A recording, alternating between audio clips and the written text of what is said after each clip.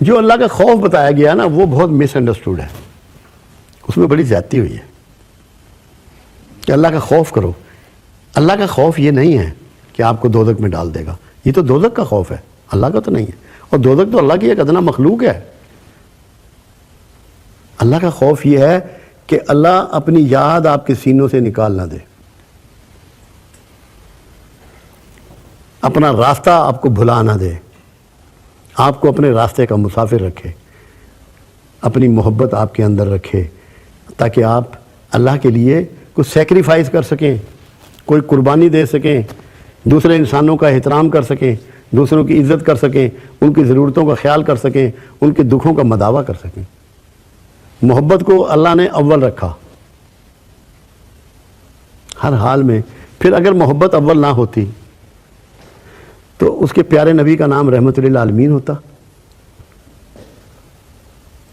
نام بھی یہی دیا، صفتیں بھی یہی دی، اور خود کو اپنے لیے اللہ نے رب العالمین کہا، پالن ہار، پالنے والا۔ تو کیا محبت کے بغیر پالا جا سکتا ہے؟ ایک بکری کا بچہ آپ محبت کے بغیر نہیں پال سکتے۔ کہاں انسان کی تربیت، اس کو پروان چڑھانا، اس کو زندگی میں کامیاب کرنا، اس کو شادی کی اہلیت حاصل ہو جانا، نئی دنیا وہ پیدا کرتا ہے، یہ سب کچھ محبت کے جذبے ہیں۔ اور جب آپ اللہ کو محبت سے دیکھنا شروع کریں گے تو اپنے قریب پائیں گے، ایسے ہی لگے گا آپ کو کہ اللہ کہیں آپ کے آس پاس ہے، کیونکہ جن چیزوں سے خوف ہوتا ہے وہ نزدیک اچھی نہیں لگتی۔ اگر آپ اللہ کو خوف سے دیکھیں گے تو اللہ آپ کو دور نظر آئے گا، آپ کے لیے مشکل ہو جائے گی، اور اگر شوق سے دیکھیں گے اور پیار سے دیکھیں گے تو آپ کو اللہ بہت پیارا لگے گا۔ کیوں؟ یہ بالکل آپ کا وہ اقدام ہوگا جو اللہ آپ کے ساتھ بیہیو کر رہا ہے۔ اللہ آپ کو محبت سے پالتا ہے، محبت سے دیکھتا ہے، اور کتنی بڑی بات ہے مالک کی۔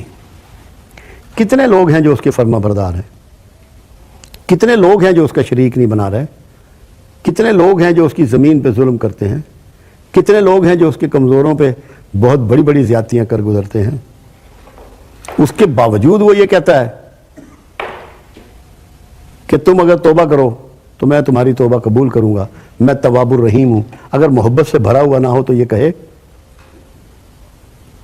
میں تواب الرحیم ہوں، میں معاف کرنے والا ہوں، اور یہاں تک کہتا ہے کہ شرک کے علاوہ سارے گناہ معاف کر دوں گا۔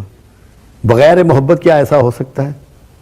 اور آپ یقین کر لیں، جو یہ چاہے کہ اللہ مجھے معاف کر دیں، اللہ مجھ سے پیار کرے، اس کے دو ہی راستے ہیں۔ ایک تو اللہ کی مخلوق کا احترام کرو اور ان سے محبت کرو، اور دوسرا جس کسی نے آپ کے ساتھ زیادتی کی ہے اس کو معاف کر دو۔ جب آپ ایسا کریں گے تو انشاءاللہ العزیز اللہ بھی آپ سے زیادہ محبت شروع کر دے گا، آپ کو بھی اللہ سے زیادہ محبت شروع ہو جائے گی۔ پریکٹس اس کو اس طرح کریں تاکہ آپ میں اس کی محبت بڑھتی چلی جائے۔ آپ کی حیثیت 1 روپے کی ہے یا 1 کروڑ روپے کی، کچھ نہ کچھ روزانہ اس کے راستے میں خرچ کرنا شروع کر دیں۔ اپنے بچوں کو اسکول جاتے ہوئے پیسے نہیں دیتے؟ محبت نہ ہو تو دے سکتے ہیں۔ ان کے جوتے پالش کرتے ہو، ان کے کپڑے صاف کرتے ہو، ان کے دانت صاف کراتے ہو، ان کی صحت کا خیال رکھتے ہو، تو محبت تو تم میں موجود ہے۔ اس میں تھوڑی سی تبدیلی کر لو، اس میں اللہ کو بھی انٹر کر لو، کہ جن کو یہ میسر نہیں ہے ان کو یہ چیزیں باہم پہنچانا شروع کر دو، تو تمہاری محبت اللہ کے ہاں کنفرم ہو جائے گی۔ اور جو اللہ کا محبوب ہے اس کو بھی محبوب کر لو۔ جب اس کو محبوب کر لو گے تو تم بھی اللہ کے محبوب ہو جاؤ گے۔ اللہ نے قرآن میں اس کو واضح کر دیا